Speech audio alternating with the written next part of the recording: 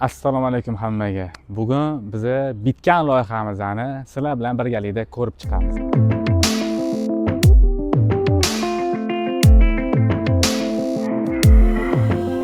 Yerimizni 3.2 sotuvga loyiha qilganmiz. Fasatimiz 13 metr va birma-bir bu hozir uyni ko'rib chiqamiz sizlar bilan. Alohida kiruvchi eshik va mashina uchun alohida qilingan. Kirganimizda qo'l bilan yuvishimiz mumkin va bu yerda lekin kuxnyamiz bor. Ya'ni uyga kiruvchi asosiy kuxnya bilan yonma-yon joylashgan. Bu yerda tualet bilan kladovka qilingan, ya'ni bilinmas qilib. Mana bu o'zi hali bitmagan.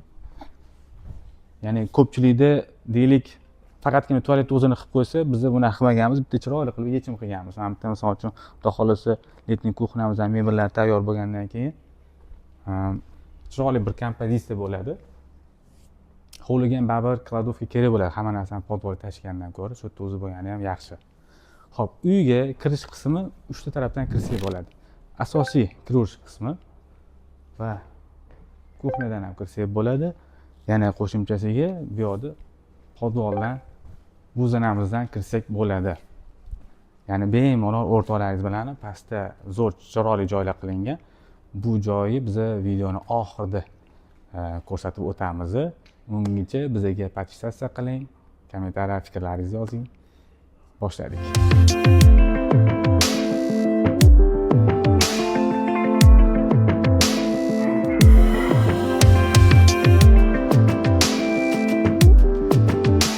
Hovlimizga qaragan balkonimiz bor. Bu master spandida jo'na qilingan va yana ko'pchilikda qiladigan xatolardan bittasi, hozirgi kunda ko'p uylarda ko'rayotganim, sanuzelni kichkina forchka qilyapti. Biz esa chiroyli qilib yechim qilganmiz, polgacha berganmiz, bilinmas turibdi.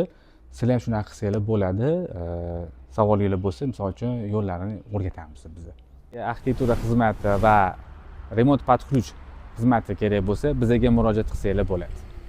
Ana endi uy ichlarini, asosiy joylarini sizlarga ko'rsatib o'taman. Marhamat, kelinglar. Hop, kiraverishimizda biz garderob joylaganmiz. Bu yoqda bizda kuxnya. Kuxnyamizda razmerini sizlarga aytib o'taman. Va bitta o'zinglar ham ko'rsanglar bo'ladi. Katta kichikligini o'zinglar baho berasizlar. 4,5 ga 5,5 mana shu razmerimiz kuxnya. Bemalol shu letniy joyga chiqsa bo'ladi, hovlida o'tirsanglar bo'ladi. Yoki shu letniy kuxnyada mo'ljallangan joyda ovqat qilsanglar bo'ladi. Ana endi bu joyimizda kirishimizni o'ng tarafimizda общий o'tiradigan joy, hol, ya'ni bu yerda oilaviy televizor ko'rib o'tirish joyi.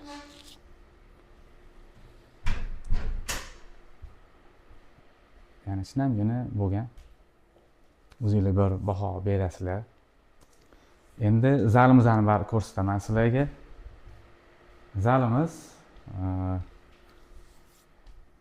7,5 ga 4,5 zalimiz razmeri.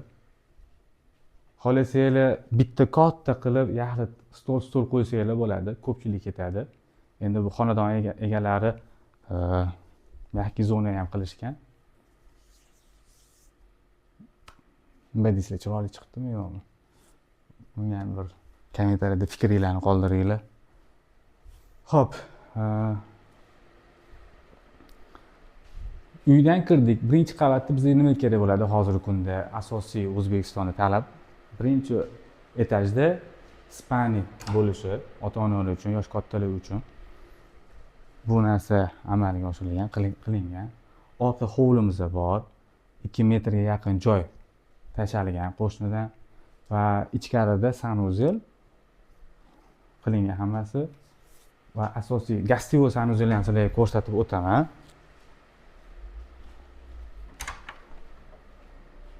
Buni bitta kirib ko'rsanglar, patologikda baho beringlar buni endi. Birinchi qavatdagi sanuzel.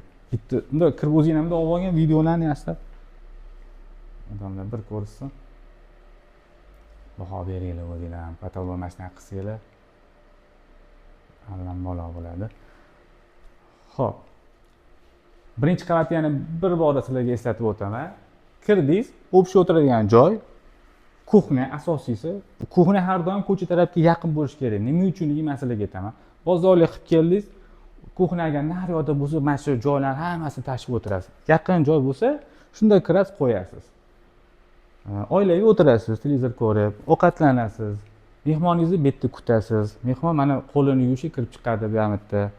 Yosh katta ota-onalar uchun span yotoqxona va yosh oilalar hamma qolganlar tepada bizda yotoqxonalar, master spani va detskiy xonalar joylaganmiz. Shuni hozir ko'rib chiqamiz.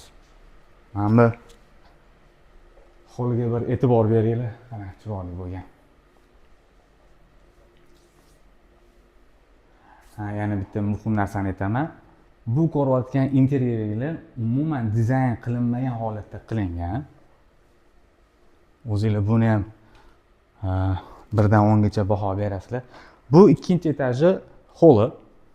Ikkinchi etaji holida nima bor? Spaniyalar berilgan faqat bu yerda. Master spani, sanuzel garderoblari bilan va общий tualet hammomi bor bu yerda yoshlar uchun. Xo'p, bu yerda o'g'il bolaning xonasi. Kirib ko'rsanglar bo'ladi. Bu yoqda o'ziga anaqa qilingan, ya'ni sanuzeli ham bor.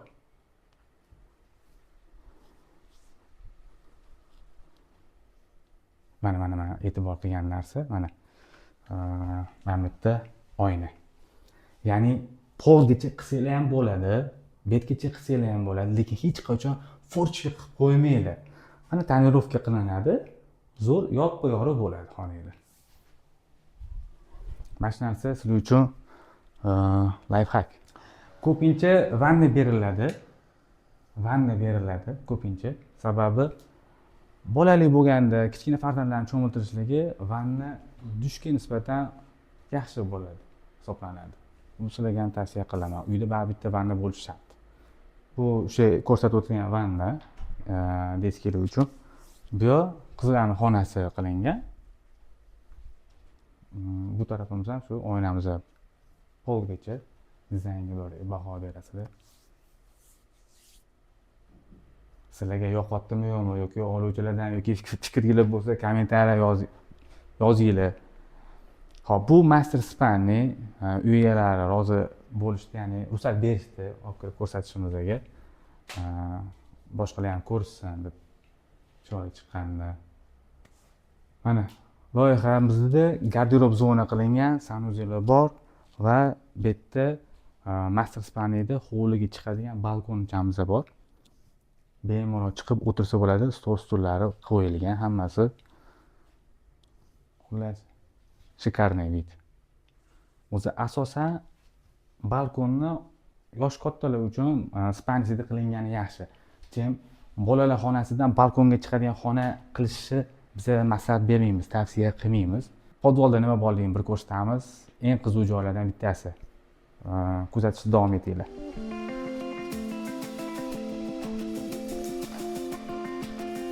Podvalda nima borligi qiziqmi? Boya sizlarga ko'rsatib o'tganda podvaldan tashqaridan kiradigan zona bor edi. Bemalol misol uchun podval qismiga o'rta oilalarni tashqaridan olib kirsanglar bo'ladi. Ulfatlar bilan o'tiraman desanglar. Endi yuringlar. Hozir podvalimizda menga eng yoqadigan joylardan bittasi mijozimizni dizayn qilmagan holatda o'zlari shu etapgacha yetkazdilar. Ya'ni juda chiroyli chiqqan. Xo'p, podvalda bizda nima bor? Podvalda bizda basseynimiz bor. Basseynning razmeri 3 ga 6. O'zingizlar baho beringlar. 3 ga 6 basseynni hamma ham ko'rmaydi. Bu suzishga normal hisoblanadi. Va bu qismida bo'lsa bizda sauna. Bu yerda dush bor. Bu uydagi eng yaxshi joylardan bittasi. Bu yoqqa o'rtog'inglar bilan bemalol kelib, misol uchun xonadon egasi o'rtog'ini olib kirsa bo'ladi. Mana bu joyda. Bu bitta kattagina xona bo'lgan. Kuxna tegi bu. Bu o'sha o'tiradigan joyimizning tegi bu yerda katin joylashtirilgan. endi kladovka ham ketyapti. Bu uyga yuragi podvol qismini sizlarga yaxshilab tushuntirib o'tiraman. Agarda mana bu yerda misol uchun bizda uyga yuragi shu yerda-yu, kotel deganimizda. Tepada spalni bo'lganda biz bu yoqqa joylamagan bo'lardi. Tepada o'pcha o'tiradigan joy bo'lgani uchun shu yerga joylangan. Bu yerda холодный zonamiz. Ya'ni bemalol bankangiz bormi, boshqa narsalar bormi, hammasini bu yerda saqlasangiz bo'ladi. Buni ham razmeri ichi kuxnyani razmeri bilan bir xil. 4,5 5,5. Podvolga yana nima qilsa bo'ladi? Basseyn qilsa bo'ladi. Saunani bu dusha bor. Mana o'zingizlar ko'rib turgandek, ko'rgan odam bu yerda podvol demaydi. Tashqaridan o'rtog'inglarni olib kirsanglar bo'ladigan joy. Tashqaridan o'rtog'inglar mashinadan tushadi. Kelasizlar, yuldizlar, baynaga deysizlar, basseyn deysizlar. Xullas o'rtoqlar bilan yaxshi hordiq chiqaradigan joy qilingan. Mana bu yerga narsalarni lejachiymi yoki stulni qo'ysanglar bo'ladi, aniq. Qo'llarga qo'yib qo'yadigan, dam olib o'tiradigan. Qalay chiqibdi? Yoqdimi sizlarga mana shunaqa yechim? Podvoldan yana nima qilsa bo'ladi o'zi? Eng to'g'ri yo'l shu. Mana hozir svetlarni bir yoqib mana qilaydi. Mana bitta qaranglar. Men yo'qolsa men hozir suv tushib ketardim lekin to'g'ri.